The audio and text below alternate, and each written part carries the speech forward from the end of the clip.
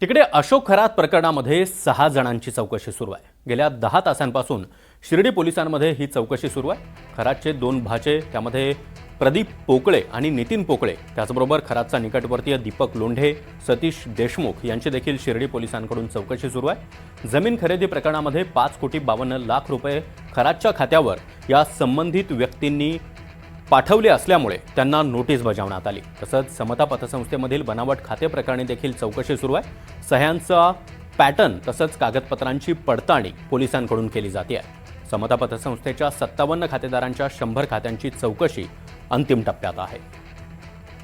सुनील दवंगे आपल्यासोबत जोडले गेलेले आहेत। सुनील, अशोक खरात प्रकरणामध्ये शिर्डी पोलिसांच्या माध्यमातून गेल्या 10 तासांपासून ही चौकशी सुरू आहे, काय माहिती समोर येते?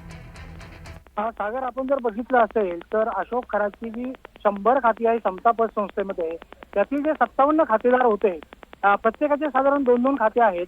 तर याच्यातून एक वेगळा पॅटर्न राबवण्यात आलेला आहे आणि याची चौकशी जी आहे ती गेल्या 15 दिवसापासून शिर्डी पोलीस करतायत।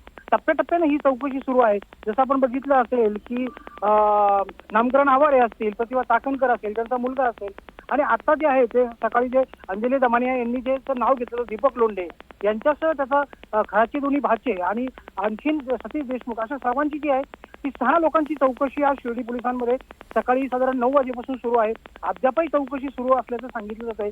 आतमध्ये त्यांचे सह्यांचे नमुने घेतले जात आहेत। त्याच पद्धतीनं जो जमीन व्यवहार झाला होता 5,52,00,000 रुपये अशोक खरातला नेमकं कोणी दिले, या सगळ्याची चाचपणी पोलीस करताना त्यांना अनेक धक्कादायक खुलासे देखील समोर आले। एक विशिष्ट रक्कम जी आहे ती समता पतसंस्थेतून या लोकांच्या खात्यावर गेली आणि त्यातून नंतर जमीन व्यवहारात ही रक्कम वापरल्याचं एकंदरीत सांगितलं जात आहे। म्हणजे पुढे ना पुढे अशोक खरात जो होता त्याच्याशी ही लोक संलग्न असल्याचं देखील समोर येत आहे। कारण की समता पतसंस्थेमध्ये जी 100 खाती आहे यामध्ये आतापर्यंत चौकशी झाल्यानंतर प्रत्येकाने हात वर केले की खाती आम्हाला माहीत नाही, किंवा या खात्याबद्दल जरी Aadhaar card, PAN card, KYC document आमची असली तरी सह्या आपल्या नसल्याचं सांगितलं होतं। मात्र राष्ट्रीयकृत बँकांमध्ये देखील त्याच्यासोबत जे व्यवहार झालेले आहे त्याची आता चाचपणी या ठिकाणी करणं सुरू आहे। बारकाईने पोलीस यंत्रणा जी आहे ती या ठिकाणी तपास करत आहे। अप्पर पोलीस अधीक्षक सोमनाथ वागचौरे जे आहेत ते या ठिकाणी ठाण मांडून आहे। 15 दिवसापासून त्याची सखोल तपासणी जी आहे केलेली आहे। यात सर्वात महत्त्वाचं म्हणजे 5,52,00,000 रुपयाचा हिशोब लावला जातो की खरातला ही रक्कम नेमकं कशा माध्यमातून आली आणि कशा माध्यमातून ही बाहेर पडली। अद्यापही सतीश देशमुख जे आहे त्यांच्या कुटुंबाची या ठिकाणी चौकशी आतमध्ये सुरू आहे आणि सकाळपासूनच ही चौकशी सुरू आहे। उद्या देखील आणखी काही लोकांची चौकशी होण्याची शक्यता आहे। त्यातच कल्पना खरातचा उद्या अटकपूर्व जामीनवरही काय सुनावणी होते हे पाहणं महत्त्वाचं आहे।